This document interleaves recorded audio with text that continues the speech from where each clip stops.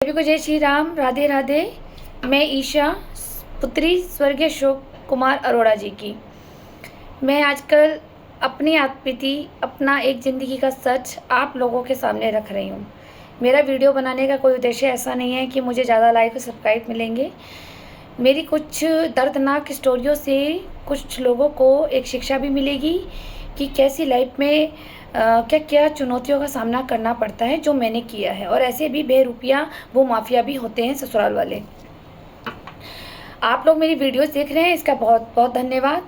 और जो मेरे नए लोग जुड़े हैं मेरे से वीडियोस में, तो वो मेरी सारी वीडियोस फेसबुक पे भी देख सकते हैं। और मैंने अपने ईशा बेरी के नाम से यूट्यूब चैनल पर भी सारी वीडियोस डाली हुई है, पार्ट 1 पार्ट 2 स्टेप वाइज कि मेरे साथ क्या क्या हो रहा है। कोई नए व्यूवर्स जो मेरे जुड़े हैं वो उसमें जा कर के मुझे देख लें और उस स्टोरियों को समझें। बाकी मैं आज आपको बता रही हूँ लास्ट वीडियो जो मेरी ज़िंदगी का सच है, मेरा क्या कसूर, मेरी ज़िंदगी का सच जो मैं बना रही हूँ। उस पर पार्ट 9 में आपने देखा होगा जिन लोगों ने, उसमें मैंने बताया था कि मुझे फर्स्ट टाइम रूमा बेरी जी यानी कि मेरी सास का सामना कहाँ हुआ था। मुझे चारू दीदी के घर में, प्रभा आंटी के साथ, जब ये मेरा रिश्ता लेने आए थे। फिर उसमें मैंने स्टॉप वहाँ पे किया था कि ये लोग मेरी फ़ोटो, बायोडाटा सब चीज़ लेके चले गए थे। उसके बाद इनका 8 बजे फ़ोन आया कि उसी दिन 1 घंटे बाद फ़ोन आ गया कि हमें ये रिश्ता मंजूर है। अब मैं आपको आगे की स्टोरी बताती हूँ।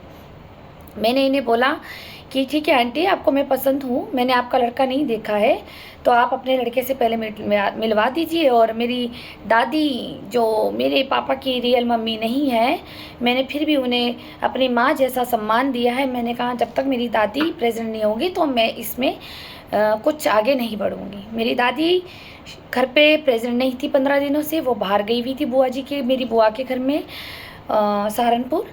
तो मैंने अपनी दादी को ये बताया कि भाई ऐसे ऐसे रिश्ता आया है और आप वापस आ जाओ। तो मेरी दादी और बड़ी बुआ ये वापस आ गई थी। इनको भी फॉर्मेलिटीज़ निभानी थी, समाज के आगे तो खड़ा होना ही था, तो इसलिए इन्होंने ज़्यादा जानकारी भी नहीं निकाली मेरे लिए। अगर मेरे पापा आज होते तो शायद पक्का ही वो इस घर में मेरी शादी कभी नहीं होने देते। वो मुझे कुंवारी बिठा लेते लेकिन इस घर में कभी शादी नहीं होने देते। लेकिन इन्होंने भी सोचा कि ठीक है बला टलेगी, जाएगी यहाँ से। तो दादी ने कहा ठीक है लड़का देखते हैं। तो मैंने अपनी सास रूमा बेरी जी को मॉर्निंग में फ़ोन किया अगले दिन कि आपका लड़का आ गया हो तो आप हमें बता दो। तो इन्होंने कहा हाँ लड़का आ गया, क्योंकि मेरे हस्बैंड अमरनाथ गए हुए थे।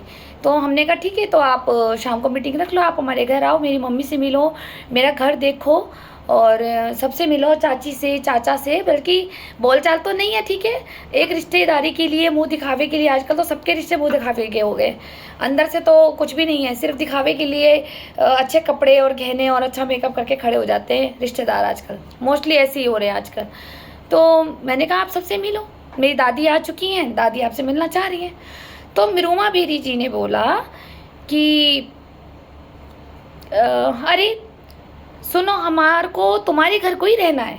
देखो आप पॉइंट पकड़ना कि मुझे आपके घर को ही रहना है बेटा, आप मेरे घर रहेंगी। आपकी दादी को ये पता होना चाहिए कि उनकी बेटी कितने आलीशान मकान में आ रही है, गंगा विहार कॉलोनी में। उसने पहला स्टैंडर्ड मेरा वहीं गिराया। आप लोगों को पता है कि मेरा मकान अखाड़े का पुराना मकान है, नए फैशन से कुछ मेंटेनेंस नहीं है।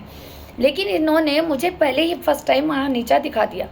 मैं कहा कोई नहीं, और इन्हें क्या पता, अभी तो ये लग रहा है कि भाई बहू ऐसे आ रही है तो मत करो ना रिश्ता, फिर मना कर देना चाहिए था, पसंद तो तुम्हारी पहले से हाँ हो गई। और हमने कहा चलो लड़का भी देखते हैं। और इन्होंने कहा कि नहीं नहीं मैं तो नहीं आऊँगी, आप लोगों को ही हमारे घर में आना है, हमारे घर में ही आना है। इन्होंने बहुत जिद करी, नहीं देखो ऐसे नहीं, तुम अभी से ऑर्डर चलाओगी तो कल शादी के बाद क्या करोगी, देखो एक बार लड़का देख लो, पसंद आता है ठीक है, नहीं आता ठीक है, इट्स ओके। हम इनके घर गए ऑटो करके, मैं अपनी, मेरी मम्मी, मेरी छोटी बहन हिमानी, मेरी दादी, मेरी बड़ी बुआ पिंकी वडेरा जी और मैं भी गई, क्योंकि मुझे भी लड़का देखना था। दादी ने कहा कि लड़का, फिर ये तो लोग आ नहीं रहे हैं, लड़का फ़ोटो में तो बहुत अच्छा दिख रहा है, लेकिन कम से कम सामने तो देख, हम भी तो सामने ही दिखा रहे हैं। और मेरे को तो इन्होंने भी, जब मम्मी ने एक दिन पहले मुझे देखा तो मैं तो बहुत पुराने कपड़ों में थी, घर के जैसे घर में एक रफली कपड़े होते हैं, मैं तो उन कपड़ों में थी, कोई मेकअप नहीं था, चुटिया भी ठीक से नहीं बना रखी थी, और मैं तो ऐसी बिना मेकअप के इनको ये सामने पेश हो गई।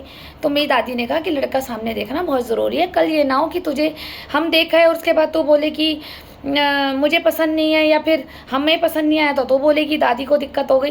तो तू भी चल हमारे साथ, कोई दिक्कत नहीं है, आजकल मॉडर्न फैशन हो गया है, और हमारे साथ ही तो जा रही है, तू कौन सा अकेले जा रही है सचिन से मिलने।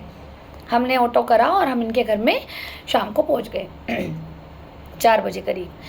अब देखो, जब हमने, अब आपको लगेगा मैं तो देखो सच बोलूँगी, हमने इनकी मम्मी को देखा, बड़ा दिखावा था इनकी मम्मी के। हम घर में गए, एंट्री करी, अंदर ड्राइंग रूम में सब दिखावा, सोफ़े के कवर बड़े अच्छे नए से बिछा रखे थे, गोल्ड की बड़ी बड़ी अंगूठियाँ पहन के बैठी हुई थी, जबकि हम लड़का देखना है, ये खुद रेडीमेड इतनी हो रखी थी, सिर्फ दिखावा।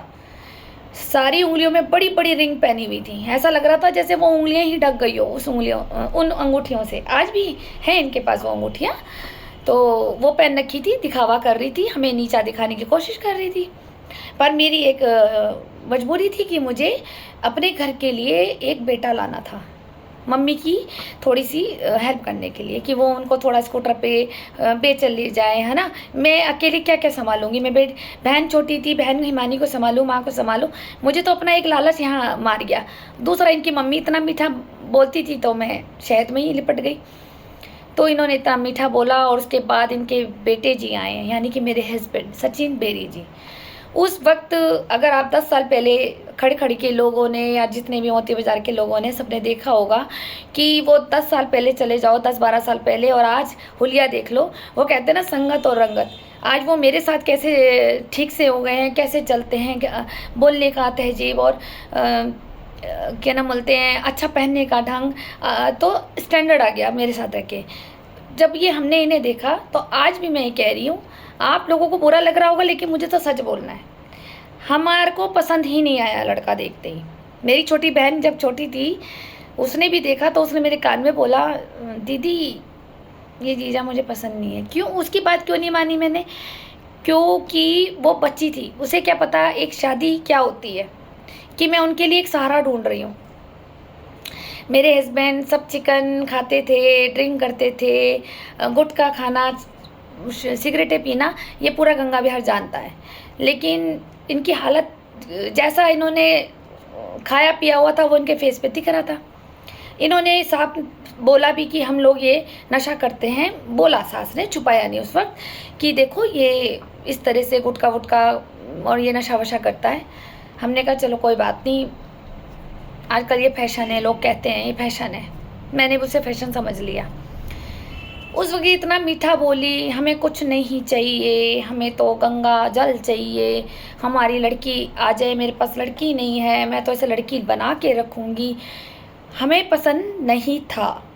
90% तो ये हो रहा था कि घर जाके मना कर दूँ, लेकिन उतने में इनका नाश्ता आ गया, जो नाश्ता रखते हैं, सर्व करते हैं, और उसमें जूस था। वो लीची का जूस आज भी मुझे भारी पड़ गया पीना। मेरी सास ने मौलवी से तंत्र प्रयोग करा करके उसमें लीची के जूस में हम सबको पिला दिया, और जिद कर रही हैं, मतलब पियो।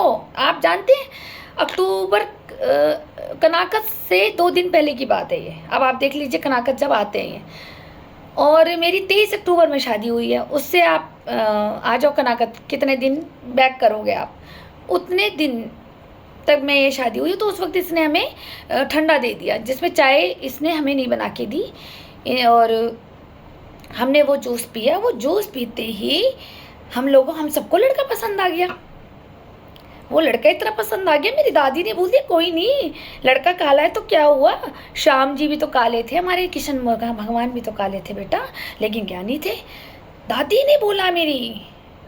अब मैंने कहा अब दादी को पसंद आ गया ना, चलो मेरी भी डन। मुझे तो लड़का अपनी मम्मी के लिए चाहिए था, अपनी बहन के लिए चाहिए था, कि उसका बड़ा भाई बनकर रहे, अपना मेरी मम्मी का बेटा बन के रहे। मैंने कहा ठीक है, आपको पसंद है ना, तो मुझे भी पसंद है। बस मेरी दादी ने रोका कर दिया, मिठाई का डब्बा दे दिया, हमने कहा हमारी भी डन। और फिर उसके बाद देखो जब मैं उनके घर से निकली, हमने तो मिठाई के डब्बे दे दिए, पैसे दे दिए, माँ को भी दिए, बेटे को भी दिए। उस वक्त रिश्ते के वक्त कोई नहीं बैठा थे, ना इनके दोनों भाई, ना भाभियाँ, ना इनके पापा, सिर्फ ये दोनों थे। इन्होंने मिठाई का डब्बा भी ले लिया। और जब हम चलने लगे तो मैंने कहा अच्छा आंटी चलते हैं और बाकी बताते हैं कि शादी की डेट निकलवाते हैं। अरे अब तो मुझे मम्मी बोलो, गले लगा लिया, मम्मी बोलो, मम्मी बोलो, हैं। और उसके बाद मेरी दादी ने बोला कि चलो पैर छुओ, और आज से तुम्हारी मम्मी हो गई, और बाकी हम पंडित जी से डेट निकलवाते हैं कब शादी होती है। पर विदा करते हुए इस औरत ने मुझे ना कोई मिठाई का डिब्बा दिया, ना मेरे हाथ में पैसे दिए। ये इनकी हैसियत है रूमा बेरी जी की, कि भाई जब हमने दामाद को पैसे दिए, दामाद को हमने 2100 रुपये रखे, रूमा बेरी जी को 2100 रुपये रखे, हमारी तरफ से लड़का डन और मिठाई भी दिए, तो क्या आपके लिए भी तो मेरा नया रिश्ता जुड़ा है, मैं भी तो आपकी बहू थी। इन्होंने मुझे खाली हाथ दौड़ा दिया। कोई नहीं, मेरी किस्मत। अब नेक्स्ट स्टोरी नेक्स्ट पार्ट्स में। धन्यवाद, थैंक यू।